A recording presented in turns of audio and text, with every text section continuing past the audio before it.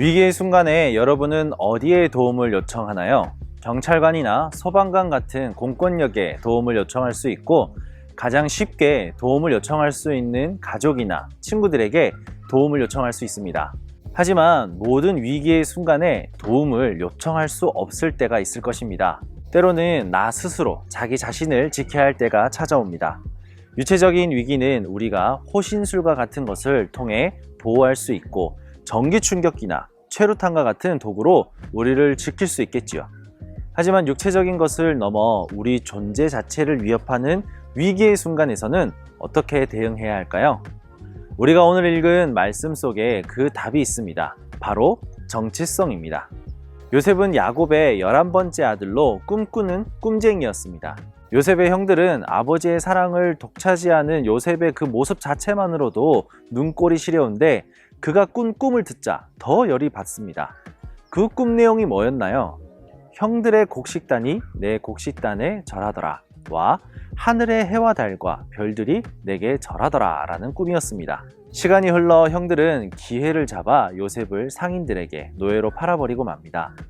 요셉은 이집트에 끌려가 보디발의 집에서 일하게 되는데, 하나님의 형통하심으로 그는 보디발의 집의 가정 총무가 되게 됩니다. 그런데 어느 날 노예 신분으로 최고의 경지에 오를 수 있었던 그에게 갑자기 위기가 찾아옵니다. 그 후에 그의 주인의 아내가 요셉에게 눈짓하다가 동침하기를 청하니 보디발의 아내가 유혹하기 시작합니다. 이 당시 요셉의 나이는 혈기왕성하고 성에 관심이 매우 많았을 17세 정도로 추정이 되는데요. 그런데 요셉의 반응이 대담합니다.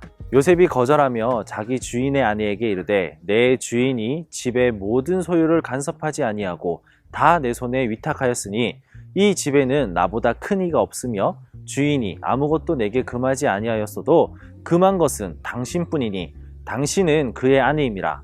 그런즉 내가 어찌 이 큰 악을 행하여 하나님께 죄를 지으리이까? 요셉은 단호하게 거절합니다.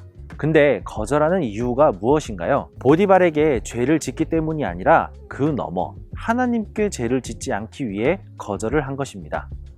요셉이 선포한 이 믿음의 고백과 단호함의 힘은 어디서 나왔을까요? 바로 요셉의 정체성에서 나온 것입니다. 요셉에게는 하나님이 주신 꿈이 있었습니다. 하나님은 그가 반드시 형들에게 절을 받는 것도 모자라 하늘의 해와 달과 별들까지 그에게 절을 할 것이라는 원대한 꿈을 주셨습니다. 나는 하나님이 높이 세우실 존재야. 아직 그 꿈은 이루어지지 않았지만 하나님은 반드시 나를 통해 그분의 놀라운 일을 드러내실 거야. 나는 그분을 드러내는 통로가 될 것이고 그분을 증거하는 도구가 될 사람이야.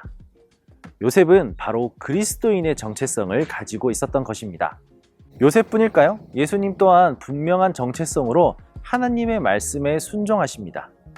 아버지, 할만하시거든 이 잔을 내게로 지나가게 하옵소서. 그러나 나의 원대로 마시옵고 아버지의 원대로 하옵소서.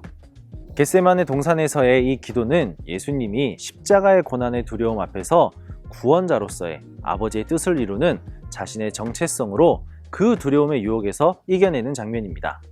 세상은 그들의 달콤한 가치로 우리를 유혹합니다. 하지만 우리는 요셉처럼 하나님의 비전과 꿈을 받은 그리스도인들입니다. 그리스도인이란 이름은 우리에게 있어 거룩한 정체성입니다. 유혹을 이겨낸 요셉처럼, 그리고 예수님처럼 우리 또한 거룩한 정체성과 하나님의 꿈과 비전을 품으며 나아갈 때 우리는 세상의 유혹을 담대히 이겨낼 수 있을 것입니다.